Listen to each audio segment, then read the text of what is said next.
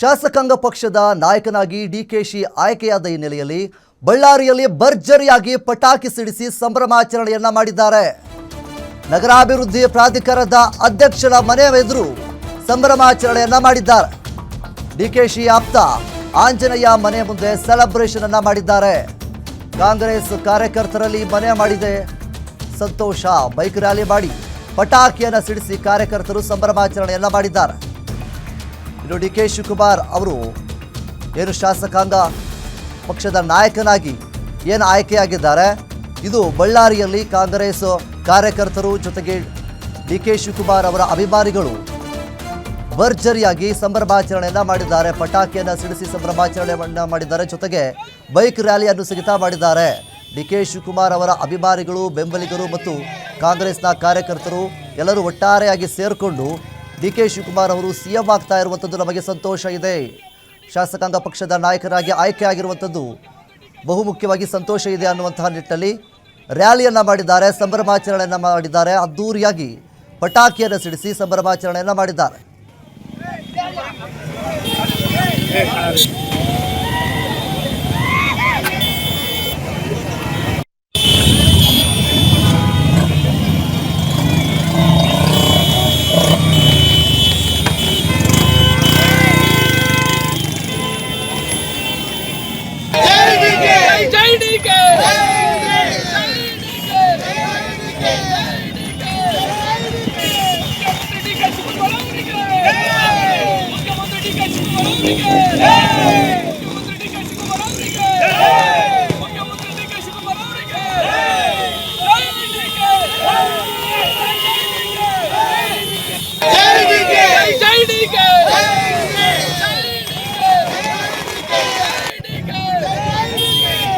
ಇವತ್ತು ಏನು CLP ಸಭೆಯಲ್ಲಿ ನಮ್ಮ ನಾಯಕರಾದಂತಹ ಡಿ ಕೆ ಶಿವಕುಮಾರ್ ಸಾಹೇಬರನ್ನ ನಮ್ಮ ಮಾಜಿ ಮುಖ್ಯಮಂತ್ರಿಗಳಾದಂತಹ ಸಿದ್ದರಾಮಯ್ಯ ಸಾಹೇಬರು ಏನು ಶಾಸಕಾಂಗ ಪಕ್ಷದ ನಾಯಕನಾಗಿ ಆಯ್ಕೆ ಮಾಡಿ ಇವತ್ತು ಮುಂದೆ ಮಾನ್ಯ ಡಿ ಕೆ ಶಿವಕುಮಾರ್ ಸಾಹೇಬರು ಮುಖ್ಯಮಂತ್ರಿ ಅಂತೇಳಿ ಘೋಷಣೆ ಮಾಡಿದ್ದಾರೆ. ನಿಜವಾಗ್ಲೂ ನಮಗೆ ಬಹಳಷ್ಟು ಸಂತೋಷ ಆಗ್ತಾ ಇದೆ.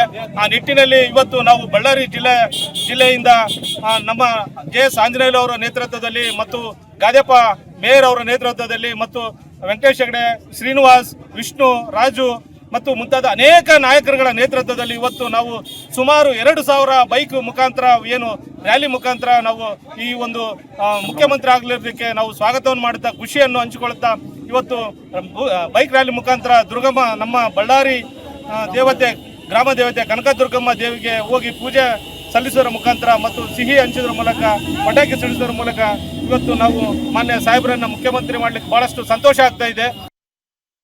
ಎಲ್ಲರಿಗೂ ನಮ್ಮ ಕಾಂಗ್ರೆಸ್ ಕಾರ್ಯಕರ್ತರಿಂದ ಅಭಿನಂದನೆ ತಿಳಿಸ್ತಾ ಇದ್ದೇನೆ.